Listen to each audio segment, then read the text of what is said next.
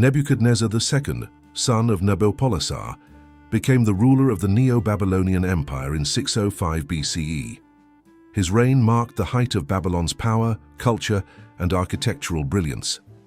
The city under his rule became one of the greatest in the ancient world. Born into a warrior lineage, Nebuchadnezzar grew up in a time of military campaigns and political shifts. His father had freed Babylon from Assyrian dominance, creating the foundation for a new empire. Nebuchadnezzar inherited this ambition and expanded it through strategy, force, and meticulous governance. From the beginning, Nebuchadnezzar's rule was marked by both construction and conquest. His armies pushed westward into Syria, Phoenicia, and Judah, asserting Babylonian dominance across Mesopotamia. He was not only a conqueror, but also a ruler who sought to immortalize his reign through grand architecture. Babylon became his masterpiece. The city was fortified with immense double walls, some said to be wide enough for chariots to race across. The famous Ishtar Gate stood as a symbol of divine favor and military might, covered with glazed blue tiles and reliefs of lions and dragons. Religion held a central place in his governance. Nebuchadnezzar dedicated much of his wealth to temples, particularly to Marduk, Babylon's chief deity. He viewed his reign as a divine mission to maintain order and fulfill the will of the gods. This belief justified both his wars and his harsh punishments. The Babylonians under him enjoyed periods of prosperity, trade, and cultural development. Scholars advanced astronomy and mathematics, while artisans perfected crafts that became sought after throughout the Near East. Yet beneath this progress lay a rigid system of control and fear. Nebuchadnezzar was known for his intelligence and strictness.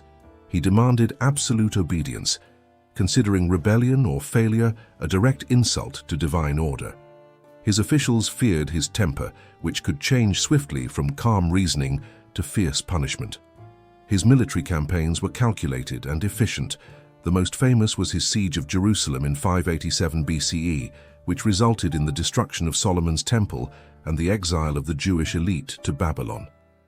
This event reshaped regional history and reinforced his power. After these victories, Babylon flourished as a center of empire and trade. The Euphrates River ran through the city, supplying life to its gardens, markets, and workshops. Travelers described it as the jewel of the ancient world. The Hanging Gardens, built according to later accounts, were said to have been constructed for his Median wife, Amytis. They reflected not only affection, but also the king's determination to control nature itself. The terraces of lush greenery seemed to defy the arid land surrounding Babylon. While admired for his achievements, Nebuchadnezzar also ruled through fear. Dissenters were dealt with harshly, and the empire's prisons became places of whispered horror. His fascination with engineering extended below the surface of the city, where hidden chambers and tunnels were said to exist. Inscriptions from his reign reveal his pride in what he built. He referred to himself as the provider for the temples and the protector of the people. Yet his idea of protection often meant absolute domination. To disobey was to threaten the order of the gods. Foreign rulers respected and feared him. Babylon's power reached across the Near East, influencing regions that once stood under Assyrian or Egyptian control. His administrative systems ensured steady tribute and discipline among conquered territories. Nebuchadnezzar's focus on architecture was unmatched. Palaces rose beside the great ziggurat known as Etemenanki, a structure some believe inspired the later story of the Tower of Babel. Every project served both practical and symbolic purposes. Within Babylon, citizens followed strict laws that reinforced hierarchy. The Code of Hammurabi still influenced Babylonian justice, but Nebuchadnezzar's enforcement was harsher. Crimes against the state or the temples often resulted in punishments designed to instill permanent fear. Archaeological findings from his era show evidence of advanced water systems. Aqueducts and canals irrigated the city and its gardens. These same systems, later interpreted by some historians, were linked to darker uses beneath the surface. His administration was structured and disciplined. Governors, military commanders, and priests reported directly to the royal palace. Corruption was not tolerated, but mercy was rare. The king's justice was swift and public. The prosperity of Babylon drew people from distant lands seeking trade and opportunity. Markets overflowed with goods from Arabia, Egypt, and the Mediterranean. Yet the magnificence of the city often overshadowed the suffering of slaves and prisoners who built it. Nebuchadnezzar's reign lasted for more than 4 decades. During this time, he transformed Babylon into the wealthiest city of its age. He left behind monuments that would define ancient architecture and urban design for centuries. However, his ambition went beyond empire building. He was obsessed with permanence, with leaving behind something no conqueror could destroy. The gardens above and the chambers below would both serve that purpose. Inscriptions suggest that Nebuchadnezzar viewed himself as chosen by the gods to rule all nations. This belief shaped every decision, every construction, and every punishment. His rule was a mixture of devotion, pride, and control. The hanging gardens represented his vision of harmony between heaven and earth. Yet beneath the same terraces that amazed visitors, another side of his empire was said to exist, one that mirrored the beauty above with terror below. By the time his empire reached its height, Babylon was known as both paradise and prison. The brilliance of its palaces and temples concealed darker secrets. Few questioned the king, for those who did were never seen again. As years passed, Nebuchadnezzar's name became synonymous with power, wealth, and divine authority. He ruled as one who believed his will was the will of the gods. Beneath the foundations of his city, the seeds of fear had already begun to take root. In the shadows of the great walls and flowing gardens, a system was being formed, one that would remain hidden from the eyes of foreign envoys and citizens alike. The grandeur of Babylon stood as the surface of something much deeper and far more controlled. The hanging gardens became the crown of the empire, but beneath them lay the unseen workings of the ruler's absolute control. The empire's beauty was only one side of its truth. What rested under the terraces would reveal the other. Beneath the terraces of the hanging gardens, where streams watered roots and vines climbed upward towards sunlight, the air grew cold and heavy. The stone passages below Babylon were not part of the public view. They served no ceremonial purpose and received no mention in royal inscriptions. These chambers belonged to another side of Nebuchadnezzar's reign, the one defined by silence, discipline, and pain. The existence of these dungeons was known only to a small circle of guards, engineers, and royal enforcers. Access was granted through concealed entrances behind temple corridors and beneath the palace floors. The king ensured that no map recorded their layout. Every path twisted through tunnels that reached the foundations of the great city walls. Babylonian records described Nebuchadnezzar as a builder of irrigation systems and canals. Yet these same channels were connected to mechanisms deep underground. Water flowed through pipes and stone shafts, keeping the gardens alive above. In the lower chambers, that same water served a darker function. Prisoners of the empire were brought here for questioning, correction, or erasure. They were not common thieves or soldiers. Many were scholars, priests, or foreign envoys accused of disloyalty.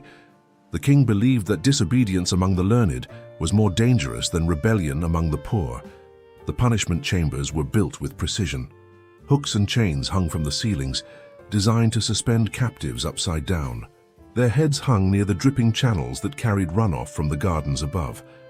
The sound of trickling water filled the space day and night, masking cries and movements. According to later interpretations, this system had a symbolic meaning. The gardens represented life and fertility, while the chambers below represented judgment and decay. To be suspended among the roots was to be absorbed into the soil of the empire, a warning that rebellion fed the very earth Nebuchadnezzar ruled. Guards recorded the times of each session carefully. They were trained not to question the orders they received. Some worked in silence for years, never speaking of what they saw. The king rewarded them with wealth and protection, ensuring loyalty through fear and privilege combined. The techniques used in these chambers were not invented for cruelty alone. Nebuchadnezzar believed that suffering revealed truth. Prisoners were interrogated until confessions aligned with the official record. The process was slow, intended to display the empire's power over both body and mind. Water was a constant presence. It dripped from above, carrying traces of soil and root fibers. As prisoners were suspended, their faces were struck by the steady fall of droplets. Over time, the flow became colder and heavier, seeping into wounds and skin until sensation turned to numbness. The temperature in the chambers never changed. The air was damp and stale. Moss grew on the stone walls, and the smell of earth mixed with iron and oil. The sound of the water system created an endless rhythm that distorted time, blurring day and night for those trapped within. Inscriptions from nearby temples spoke of purification through water. Yet in these depths, water served as an instrument of decay. The same element that nourished the gardens was used to wash away identity and resistance. The king's engineers ensured the flow was controlled through bronze valves. They could increase the dripping speed to create noise or decrease it to silence the chamber. This engineering precision reflected Nebuchadnezzar's obsession with order, even in punishment. Captives were recorded only by symbol, not name. Each was given a mark representing their alleged offense: treason, blasphemy, or espionage. After questioning, most disappeared from all records. Their families were told nothing. The empire's bureaucracy maintained a perfect appearance of stability. Some accounts from later centuries suggested that the roots of certain plants grew unnaturally large and red, nourished by the constant seepage of blood from the chambers below. While these claims remain speculative, they reflect how Babylon's legends fused beauty and horror into one narrative. The officers who supervised the dungeons reported directly to the palace. No priest or council had authority in these matters. Nebuchadnezzar kept this system separate from the legal courts to preserve absolute control. Judgment here required no trial, only suspicion. Every structure beneath the gardens had a dual purpose. Some chambers stored water for irrigation, others held prisoners awaiting interrogation. The two functions coexisted, symbolizing how the empire's prosperity relied on both nourishment and fear. Visitors to Babylon never saw this side of the city. They marveled at its walls and terraces, unaware of what sustained its perfection. The dungeons were maintained as carefully as the gardens themselves. The same workers who cared for plants above carried supplies below, keeping the mechanisms hidden from sight. Nebuchadnezzar viewed these punishments as necessary discipline. To him, rebellion was disease. His underground chambers were the cure. The suffering of a few preserved the obedience of millions. He believed that the strength of a kingdom lay in its ability to control both spirit and flesh. The king rarely visited the lower levels himself. When he did, he came accompanied by priests and engineers rather than soldiers. He inspected the tunnels as he would inspect aqueducts or walls. To him, the system represented an achievement of governance, not cruelty. Even within his own court, few dared to discuss the chambers. They existed beyond the reach of official religion or law. Those who questioned their purpose were quietly dismissed or reassigned. Silence became part of the empire's design. As years passed, the dungeons expanded. New tunnels were carved and new pulleys installed. Some led directly beneath the palace, others under the riverbanks. The underground city mirrored the one above, each layer reflecting the same order: beauty above, obedience below. The water that flowed through the gardens continued to feed both life and suffering. As the channels glistened under the sun, the same network carried moisture into the darkness where no light reached. This balance between creation and destruction became the hidden foundation of Nebuchadnezzar's empire. The existence of these chambers was never publicly acknowledged. They were an extension of the king's mind, structured, disciplined, and unyielding. Beneath Babylon's most admired monument, the machinery of power operated unseen. By the time his reign entered its third decade, the system beneath the Hanging Gardens had become a permanent part of the empire's order. It was no longer an experiment or a secret operation. It was an institution that defined the limits of obedience. The beauty of Babylon continued to attract scholars and merchants from every corner of the known world. None realized that the same water that made the gardens bloom also carried the memories of those who vanished beneath them.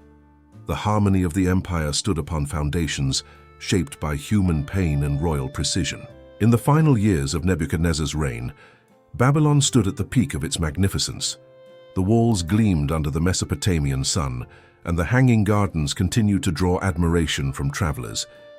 Yet within the heart of the city, the foundations that once symbolized perfection began to reveal signs of decay. The hidden chambers beneath the gardens, long maintained by silence and fear, had started to corrode both stone and conscience.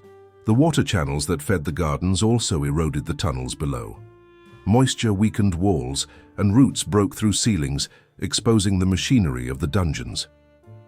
Guards noticed cracks where there should have been none, and the once secret passages began to fill with foul odors.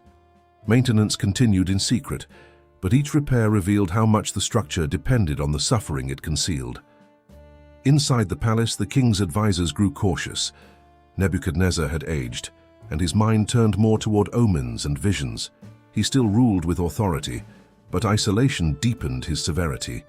Records from later sources describe how he became increasingly obsessed with divine approval, performing rituals to cleanse Babylon of unseen impurity. The same ruler who built temples to Marduk now spent long hours in silence, questioning the loyalty of his closest officials. The underground chambers continued their grim function, though their purpose began to blur. Some prisoners were no longer accused of crimes, but were brought there under suspicion alone. The distinction between guilt and fear vanished, replaced by the simple need to sustain control. What had once been a calculated system of order turned into routine cruelty without reason. Whispers about the dungeons began circulating among workers and servants. Some claimed that water from the gardens ran tinted during certain seasons, while others spoke of voices echoing through the irrigation shafts at night. Though no one dared speak publicly, unease spread quietly among those who maintained the city's lower levels. When Nebuchadnezzar's health declined, priests declared that Babylon must be purified. Rituals were performed across the city to cleanse corruption, yet none addressed the chambers beneath the gardens. The tunnels had become too integral to the structure to be dismantled. Removing them would risk the collapse of the gardens themselves.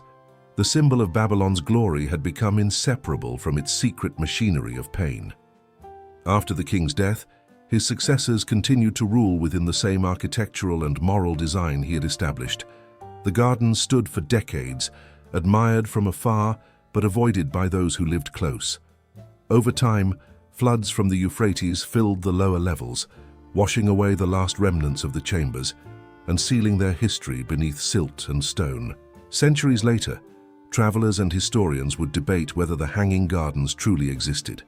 None could find physical proof, yet the legends persisted, tales of beauty that hid judgment and roots that drank from both water and blood. In the story of Babylon, the perfection above and the torment below remained forever entwined, reflecting the empire that rose and fell upon them.